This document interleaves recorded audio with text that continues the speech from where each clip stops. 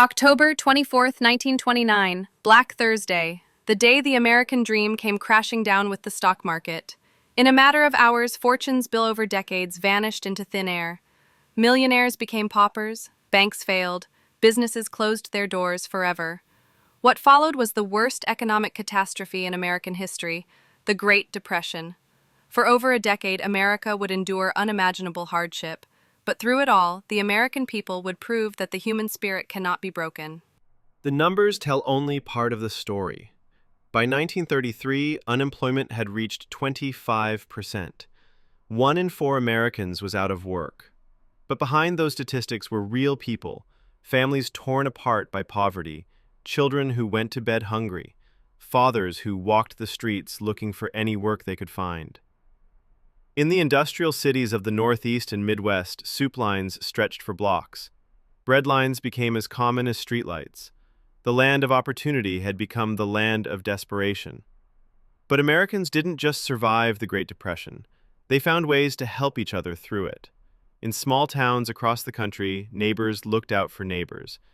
When the Johnson family in rural Iowa lost their farm, the entire community came together. Farmers who were struggling themselves donated bags of grain. The local pastor organized work crews to help them find temporary shelter. Women's church groups prepared meals for families who had nothing left.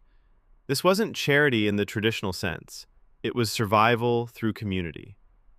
Children learned early what it meant to do without. 10-year-old Mary Patterson from Detroit would walk miles to collect coal that had fallen from railroad cars, filling burlap sacks to heat her family's apartment. Her mother taught her to make soup from potato peels and to darn socks until they were more thread than original fabric. These weren't lessons in poverty, they were lessons in resourcefulness that would serve a generation for the rest of their lives. The Depression forced Americans to rediscover skills their grandparents had known. Victory gardens sprouted in backyards and vacant lots as families grew their own food. Women learned to can vegetables and preserve meat. Men who had worked in offices learned to fix cars and build furniture. Families made their own clothes, their own soap, their own entertainment. Radio programs brought the country together around kitchen tables where families would gather to listen to comedy shows and music, finding laughter even in the darkest times.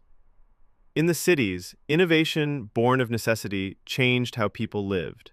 Families doubled up in apartments, sometimes 3 generations sharing 2 rooms. They created makeshift communities in empty lots, building homes from scrap wood and metal. These weren't just homeless camps. They were neighborhoods where people established rules, elected leaders, and looked after each other's children. They called them Hoovervilles, naming them sarcastically after President Herbert Hoover. But the people who lived there called them home. Children learned early what it meant to do without.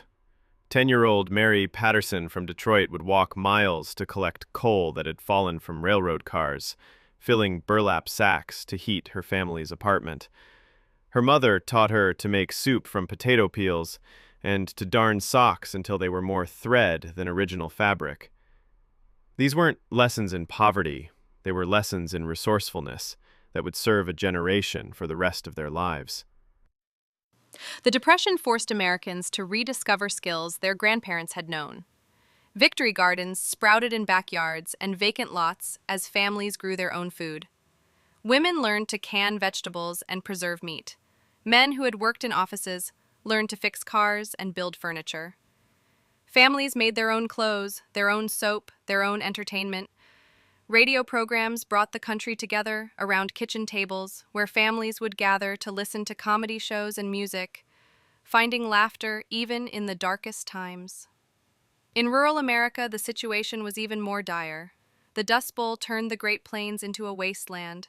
Massive dust storms, some reaching 10,000 feet high, buried entire towns. Farmers watched helplessly as years of drought and poor farming practices turned their fertile fields into desert. The Joads weren't just characters in John Steinbeck's novel. They were real families who loaded everything they owned into broken-down trucks and headed west, hoping to find work in California's fruit orchards. But even in the Dust Bowl, people found ways to endure. Families hung wet sheets over windows to keep out the dust. They learned to cook with limited water and to preserve food without refrigeration. Farm wives developed recipes using only the ingredients they could grow or trade for. Children played games that required no toys, sang songs their parents taught them, and found joy in simple pleasures, like a rare piece of candy or a letter from a distant relative. The government's response came slowly, but when it came, it was revolutionary. President Franklin Delano Roosevelt's New Deal put millions of Americans back to work building the infrastructure we still use today.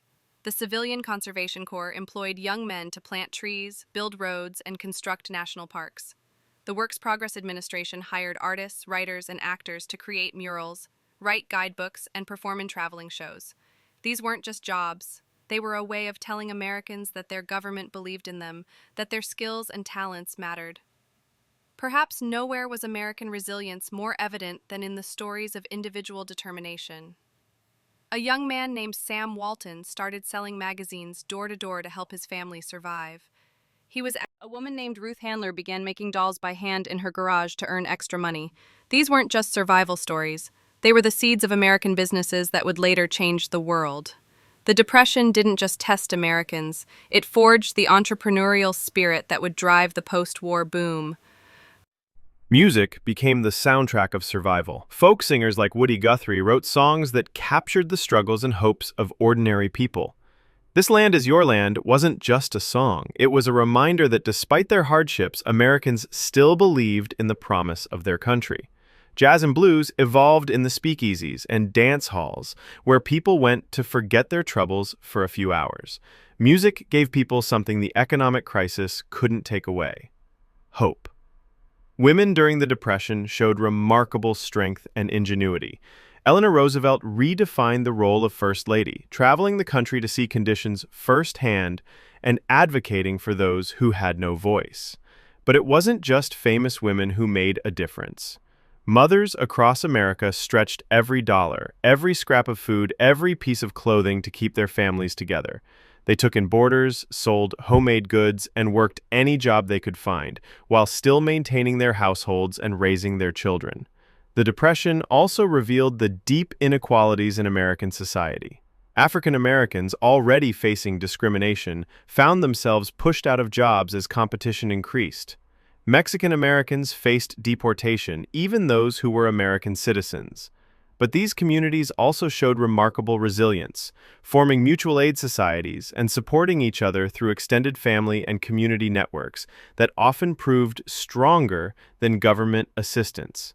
Children who lived through the Depression carried its lessons with them for life. They learned that nothing should be wasted, that family was everything, and that hard work was the only reliable path forward. These children would grow up to become the greatest generation, the men and women who would win World War II and build the most prosperous society in human history. The Depression didn't break them. It made them stronger. The economic recovery came slowly at first, then accelerated as America entered World War II. Factories that had been silent for years roared back to life, producing weapons and supplies. Men who had been unemployed for a decade found steady work. Women entered the workforce in unprecedented numbers.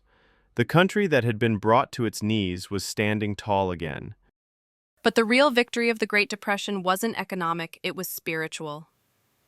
Americans had faced the worst catastrophe in their nation's history and had come through it together. They had learned that neighbors could be family, that community could overcome any hardship, and that the American dream wasn't just about individual success, it was about collective resilience. The lessons of the Great Depression echo through American history. Social Security, unemployment insurance, bank deposit insurance.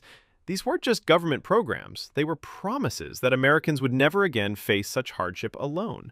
The infrastructure built by Depression-era workers, bridges, roads, national parks, government buildings, still serves us today, a testament to what Americans can accomplish when they work together.